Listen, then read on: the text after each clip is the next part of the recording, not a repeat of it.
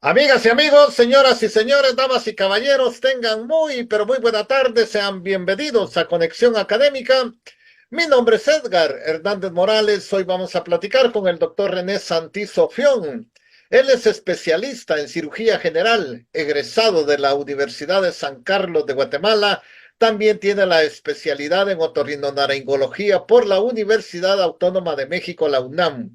Es autor de los libros Desde el umbral de la muerte y del libro Morí y vi. Los libros del doctor René Santizo Fión, con quien vamos a platicar. El tema de hoy va a ser ¿qué es el árbol del bien y del mal? Y le damos la bienvenida. ¿Qué tal, doctor? ¿Cómo está? Bienvenido a Conexión Académica. Buenas tardes, Edgar. Buenas tardes a todas las personas que nos escuchan y nos ven por estos medios. Aquí listo para aprender un poquito más del árbol del bien y del mal. Bueno, doctor, para comenzar, ¿qué es el árbol del bien y del mal? Bueno, Edgar, como usted hemos platicado aquí varias veces, la interpretación son múltiples, las definiciones variadas, pero podemos verlo desde la perspectiva racional emocional. Cuando Dios le dice a Adán y Eva que hay dos árboles, uno del conocimiento, el árbol del bien y el mal, y otro de la vida, que no deben de conocerlos, ni tocarlos, ni comérselos, en ese sentido metafórico de comer la manzana que le da la serpiente a Eva. Entonces, ¿qué es lo que pasa cuando el hombre y la mujer conocen el bien y el mal? La serpiente les dice que van a conocer como Dios lo que es bueno y lo que es malo. ¿Cómo podemos interpretar eso desde el punto de vista racional? Fue una información metafórica, un cuento metafórico de cómo el ser humano creó el concepto del bien y el mal. Es una forma de conocer nuestra conciencia moral. ¿Cuántos tipos de moralidades hay? ¿Cuántos tipos de éticas hay? Debemos de definir qué es la ética y la moral para poder entender qué es el bien y el mal. Y la metáfora del árbol del bien y el mal, la manzana y la serpiente de Adán y Eva. Entonces, en pocas palabras, la ética es el estudio de la moral. El estudio filosófico de la moral es la ética. ¿Y qué es la ética? Los códigos de conducta social, que a lo largo de esta presentación vamos a ir discerniendo y aprendiendo cuántos tipos de morales hay. ¿Es nuestra moral la única o hay otras? Esa sería una definición de nuestro tema a tratar. Ética, como la parte filosófica que estudia la moral, y la moral, los códigos de conducta social buenos y malos, o sea, la metáfora del árbol del bien y del mal. Sobre el árbol de la vida, todavía no hemos descubierto cómo prolongar la vida, ni somos eternos en vida, pero vamos camino a eso en la ciencia, como vamos a ver bueno, en otro día, sobre ese árbol de la vida. Pero el árbol del bien y mal sí es interesante concebirlo como un origen metafórico de la conciencia de lo bueno y lo malo en la mente humana. Doctor, o sea, puede existir que para lo que a mí es moralmente bueno, para otras culturas puede ser malo. Exacto, vamos a ver a lo largo del estudio de la religión, por ejemplo, tenemos el código de Hammurabi hace 4000 años, que donde ponían unas estelas donde se decía, en pocas palabras, la ley del talión. Ojo por ojo, diente por diente, el que hace algo mal, pues se le castiga y punto. Bueno, es una forma de entender la metáfora del bien y del mal a través del código de Hammurabi y la ley del talión, ojo por ojo y diente por diente. Pero luego surgieron otros códigos de conducta moral. Por ejemplo, los 613 preceptos judíos, los 10 mandamientos cristianos, la senda recta del Islam.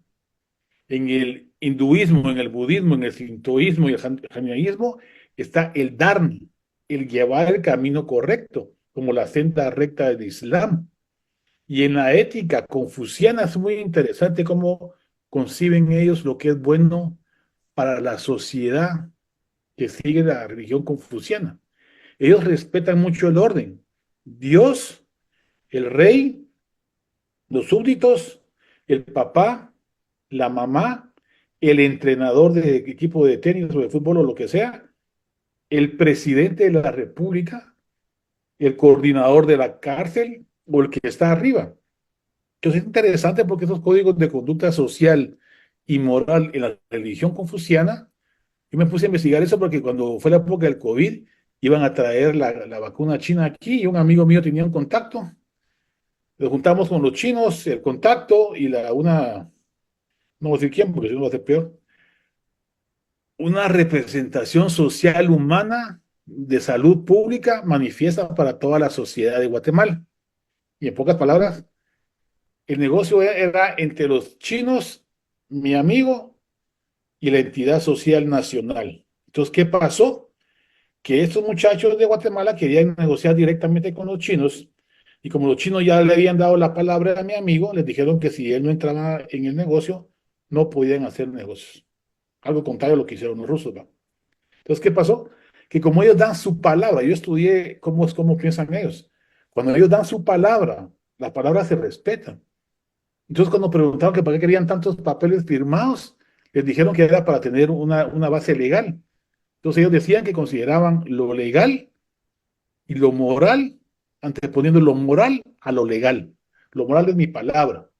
Las leyes son las que hacen los hombres para poderlas modificar, aprovechar o utilizar para el bien y el mal, como lo está pasando en Guatemala.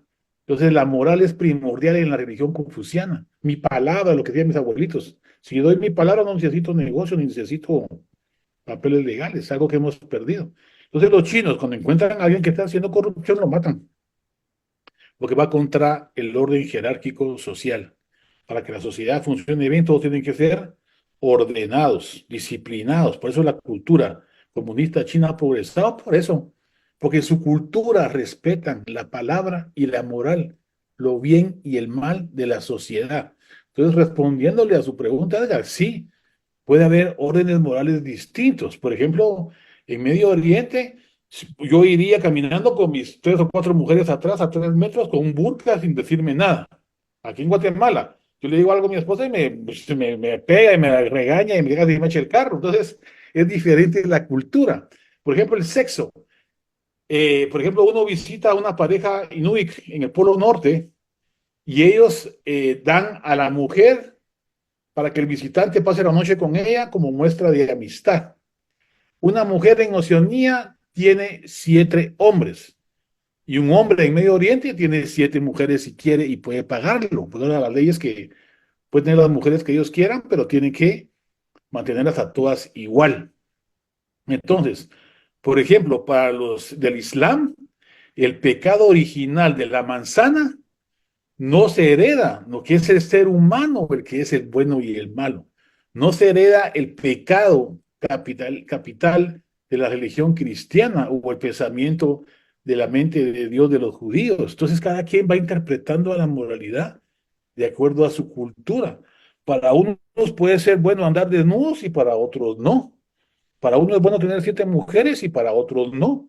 Para unos es bueno tener 7 hombres y para otros no. Entonces, las culturas son sociales, aunque hay moralidad universal, como lo hemos dicho aquí, en los libros de texto de las religiones dicen respetar al prójimo, no hacer el mal, no mentir.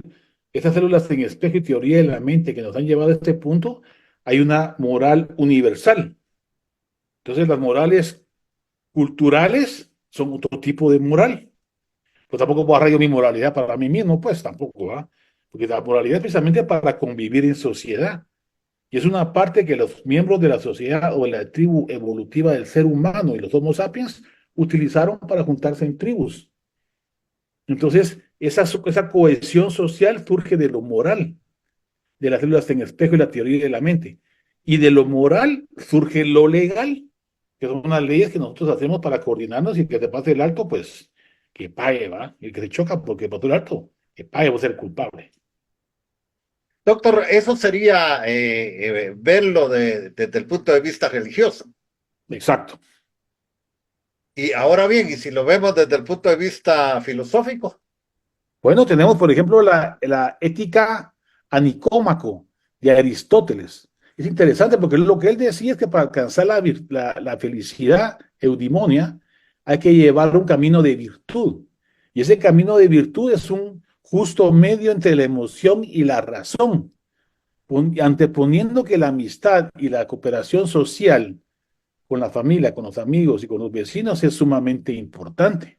Entonces, si ustedes quieren leer la ética de Nicómaco, pueden leer la psicología positiva o la inteligencia emocional, que es lo que dice ahora las neurociencias, que es prácticamente lo mismo. En la carta de Epicuro a Meneceo, dice Epicuro que la felicidad es en buscar el placer y evitar el dolor. Pero buscar el placer no es el placer sexual, ni el placer corporal, ni el comprar cosas. Es el placer espiritual, el justo medio entre el espíritu y la mente, entre la sociedad y la familia, entre el ejercicio, el cuerpo y el alma. Ese equilibrio es lo que guarda la virtud en el pensamiento griego antiguo y en los estoicos. Entonces, para este Epicuro existe lo que se llama tetrafármaco. Tetrafármaco es básicamente que Dios no castiga, que la muerte no existe, que, déjame ver, aquí tengo apuntado, que la felicidad es fácil de obtener y el dolor pasa. Para esto tenemos que tener esa actitud en la cual aceptamos lo que no podemos cambiar, como el COVID, y cambiamos lo que sí puedo cambiar. Por ejemplo, en el COVID, mi enfoque hacia el COVID y mi perspectiva hacia el COVID y mi forma de pensar hacia el COVID y cómo tomo el COVID. ¿Me puedo suicidar porque hay COVID?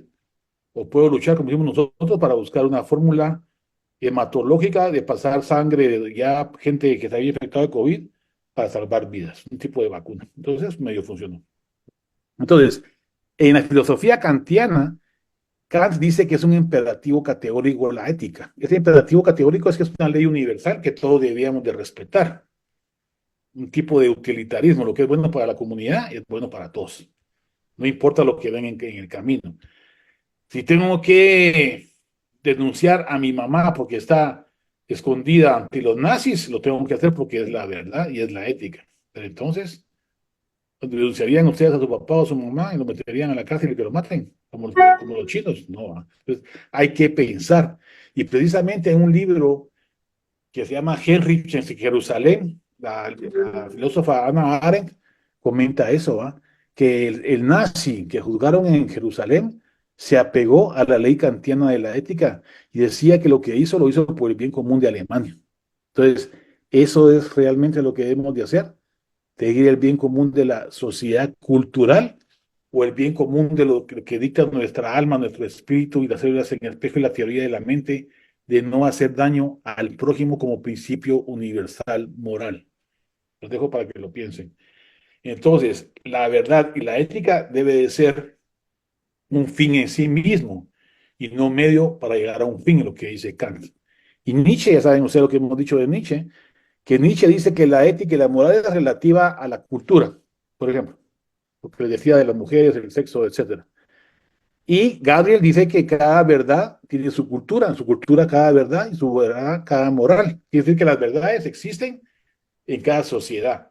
Pero este mismo Marcus Gabriel comenta, va, entonces, una moral verdadera universal es no bombardear hospitales con niños internados. Sí, va, supuestamente. Entonces, ¿por qué lo está haciendo Israel? Porque ellos piensan que ahí están los de Hamás escondidos. Entonces, vale más el medio, perdón, vale más el fin de encontrar a algún jefe de Hamás y de poner aparte el medio de destruir un hospital con niños. Entonces, ¿qué es lo bueno y qué es lo malo? ¿Cómo lo interpretamos cada quien? Entonces, en nuestra mente interpretamos lo que es bueno y lo que es malo, de acuerdo a nuestro contexto cultural, nuestro medio social, nuestra educación, nuestra ética y todo lo que hemos formado. ¿Pero alguien más puede pensar diferente? Sí. Miren a los de Hamas y miren a los de Israel. Miren a los judíos y a los cristianos, o a los cristianos evangélicos y a los católicos en Irlanda. Miren la Inquisición en el siglo XVIII. Vean las guerras de las cruzadas en Tierra Santa. Y en fin, hay tantos ejemplos que vamos a seguir hablando de eso. Y entonces quiere decir que la verdad cultural es real para Marcus Gade. Las verdades culturales de diferentes religiones y diferentes culturas son interpretaciones para Nietzsche. Entonces, ¿quién tiene la verdad? Solo Dios. Los demás son verdades a medias. La verdad universal es Dios, la verdad absoluta es Dios, lo absoluto es Dios y las demás verdades son humanas. Una calificación mental de qué es bueno y qué es malo. Aquel día les platiqué del terremoto, pero puede ser cualquier cosa. ¿Es bueno andar desnudo en una playa nudista? Sí. En una sociedad, en una capital guatemalteca, no. Entonces, hay cierto relativismo moral, pero no todo es relativo. Hay verdades universales como no causar daño al prójimo, que fue lo que yo encontré en mi investigación de las religiones. Doctor, quizá voy a regresar un poquito, pero también, ¿cómo se ve lo de Abel y Caín? Perfecto. Caín mató a Abel. ¿Por qué lo mató? Una metáfora. Ahí se originó el concepto de la moral. Según me acuerdo, como el humo de Abel iba hacia Dios, supuestamente, y el de Caín iba a la tierra, él se enojó, interpretó como que eso era malo, no era una corriente de aire, ni era nada más que porque Abel tenía privilegio ante Dios y ante la envidia, los celos, que son conceptos emocionales, que sería un buen tema para el próximo jueves, que es la emoción. Uno se deja guiar por la emoción. Entonces, ¿qué hizo lo que hizo Caín? Mató a Abel por una emoción de envidia, de celo, de resentimiento. ¿De dónde surge la envidia y los celos y los resentimientos de Caín? De su interpretación de la realidad. Porque la realidad era que un aire se iba para arriba, el otro humo se iba para abajo. Entonces él interpretó que eso era malo y mató al otro. Por su interpretación. Mientras que para Abel pudo haber sido, bueno, pues el aire pegó para allá, el aire pegó para acá y no hay otra cosa. Los dos somos hijos de Dios. Entonces la interpretación del ser humano cataloga lo bueno y lo malo, la verdad o la falsedad. El dinero, la religión, la filosofía, la matemática, la física, son interpretaciones humanas de la realidad y pueden ser diferentes en diferentes culturas. Todos vivimos en el planeta Tierra, pero cada quien ha crecido en diferentes culturas, religiones, estados socioeconómicos, políticos, ambientales, sociales, familiares, amistades de alta o baja ingreso económico, una escuela pública, una escuela privada, en fin, tantos hasta la alimentación. Entonces, si ustedes saben que si ustedes tienen hambre, bueno, hicieron un estudio muy interesante en jueces. Los jueces cuando dictaminaban la definición del juicio, el veredicto, si estaban con hambre, metían a más gente a la cárcel. Y si habían almorzado, metían a menos gente a la cárcel. Quiere decir que todo nuestro aparato gastrointestinal influye sobre nuestro cerebro y sobre nuestras conductas. Si tenemos hambre, podemos andar con dolor de cabeza y de mal humor. Y si estamos llenos y tranquilos, vamos a estar más tranquilos. Entonces, todos los factores genéticos, epigenéticos, culturales del exterior y ahora de nuestro interior nos van a influenciar para tomar una decisión buena o mala, que depende de nuestra cultura. En unas religiones, vestir de blanco es estar de luto. En otras religiones, vestir de negro es estar de luto. En otras culturas, hay que hacer fiesta cuando se muere alguien. En otras culturas nos ponemos tristes y lloramos cuando alguien se muere, porque interpretamos de diferente manera la muerte y el paso al más allá. Esos son sentidos morales culturales que pueden variar de una a otra y tenemos que aprender que no somos los únicos sobre el planeta Tierra y que no tenemos la verdad absoluta y que hay personas que piensan diferente a nosotros y cuidarlos y respetarlos para poder vivir en paz, como decía Benito Juárez. Doctor, ahora bien, ¿cómo podemos ver todo esto desde una perspectiva científica?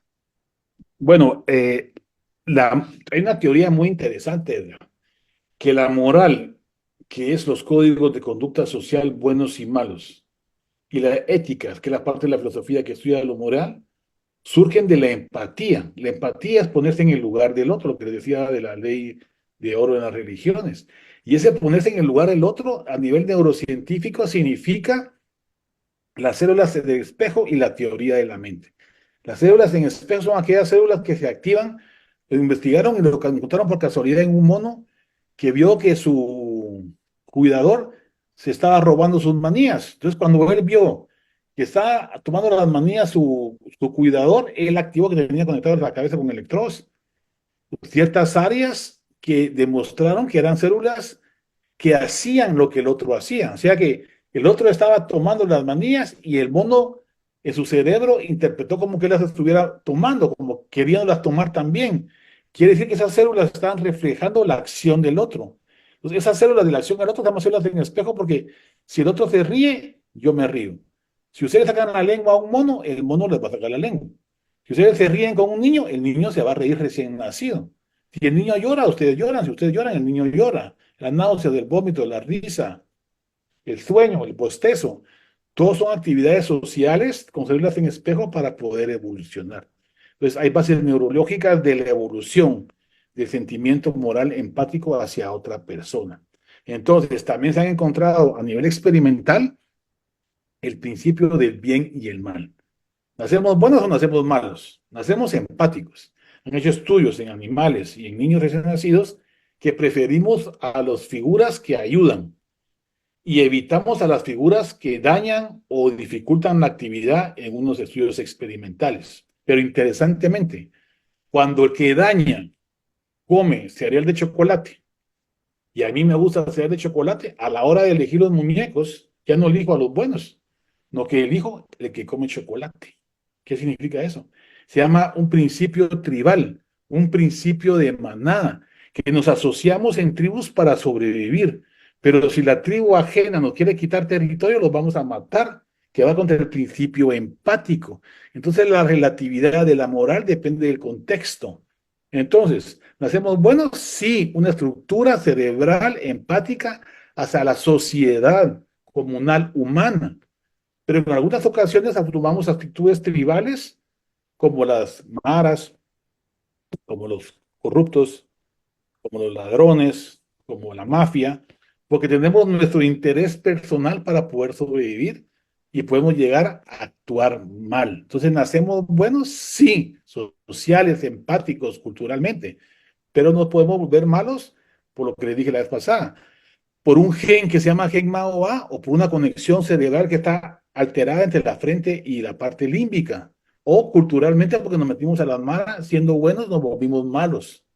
Pero eso se puede revertir. Entonces podemos entender así cómo de la evolución genética de las células en espejo y la teoría de la mente formamos la empatía social y en base a la empatía social formamos los códigos de conducta moral y en base a los códigos de conducta moral hacemos en leyes lo que creemos que es bueno para la comunidad.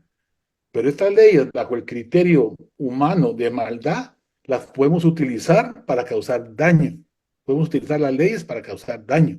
Entonces, las leyes hay que cambiarlas cuando son malas, en base al código de conducta social, comunal, buscando el bien común, el justo medio y el ponerse en el lugar del otro, que es siempre lo que platicamos aquí. Entonces, de lo moral surge lo legal. Y las cosas legales pueden ser inmorales, como por ejemplo sacar a un asesino de la cárcel, porque yo como abogado mi obligación es sacarlo de la cárcel, pero mi instinto moral me dice que no lo voy a sacar porque va a seguir matando. Sin embargo, mi chance es sacarlo de la cárcel porque soy abogado. Entonces, ¿es legal esa actitud? Sí. ¿Es moral? No. Entonces, ¿qué tenemos que hacer para sobrevivir? Seguir lo moral, lo que nos educaron nuestros padres, nuestros abuelos y nuestros tíos y toda la gente en nuestra cultura latina tradicional. Porque si todo el mundo hace lo que le conviene y miente, engaña y se aprovecha de lo moral, vamos a llegar al punto en el cual yo voy a hacer mucho dinero, voy a destruir el planeta y me pela porque lo que quiero es dinero y vivir mejor, aunque mis tataranietos se mueran de hambre o se mueran porque no hay oxígeno o se mueran por el calor, que es lo que está pasando en el mundo ahora. Calentamiento global está sucediendo por esa ambición de búsqueda de dinero con recursos que se van a acabar. El planeta Tierra es una isla. Los árboles de la isla, como la isla de Pascua, si los botamos todos, nos vamos a quedar sin árboles, sin sombra, con más calor, más desierto y más hambre para la sociedad, más guerras, más lluvias, más inundaciones, más de todo. Entonces tenemos que buscar siempre la ley moral para que reorientemos las leyes, nos vayamos por el principio moral de bien común, empatía, amar al prójimo y perdonar al enemigo, que es lo que dicen las religiones. Doctor, ya por cuestiones de tiempo, doctor, pero ¿cuál sería entonces la síntesis de todo esto? Bueno, la síntesis de esto sería que el árbol del bien y mal podemos interpretarlo como una metáfora del nacimiento de la moral humana. La humanidad creó el bien y el mal con su mente y su interpretación, así como creó las matemáticas, la física, la astronomía, la religión, la filosofía y la ciencia, el lenguaje, el dinero, la ropa, los vestidos, la moda, las pinturas, el arte y lo demás lo creamos nosotros con nuestra mente. Y nos ha servido para evolucionar como especie.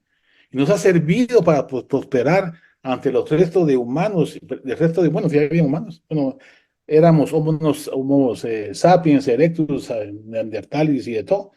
Éramos razas diferentes de humanos, pero sobrevivimos porque pudimos crear este concepto abstracto mental que nos dio la oportunidad de mentir y de engañar, de decir la verdad y de hacer el bien y el mal. Todos son conceptos abstractos mentales que nosotros creamos en sociedad para matar o sobrevivir o evolucionar al neandertal, al cromañón, al homo sapiens, al homo erectus, al homo habilis, al homo naledi y a los homo australopithecus y a todos los demás. Esa fue nuestra ventaja mental y es lo que nos hace hablar, escribir, vestirnos y prosperar. Entonces, aprendamos que hay gente que piensa diferente de nosotros. Busquemos el justo medio entre la virtud, la razón y la emoción y la felicidad. La felicidad es el completo bienestar físico, mental, social y espiritual. Es el equilibrio entre esos aspectos nos va a llevar a la felicidad. La felicidad no es material, no es el dinero, ni la lotería, ni las casas, ni las mujeres, ni el sexo, ni la droga, ni el rock and roll. La felicidad es el equilibrio. La felicidad es un estado mental de equilibrio entre la salud física, mental, social y espiritual. Doctor, se nos terminó el tiempo en Conexión Académica, pero como siempre, le agradezco que lo haya compartido con todos los oyentes de Radio Universidad y de Conexión Académica, doctor. Muchísimas gracias. Bien, amigos, llegamos al final entonces de un programa más de Conexión Académica. Hoy estuvo con nosotros el doctor René Santisofión. Él es especialista en cirugía general egresado de la Universidad de San Carlos de Guatemala. También tiene la especialidad en otorrinolaringología por la Universidad Autónoma de México. Es autor de los libros Desde el umbral de la muerte y del libro Morí y vi. Con el doctor, el tema que tratamos hoy es qué es el árbol del bien y del mal. Amigas y amigos, esto fue Conexión Académica.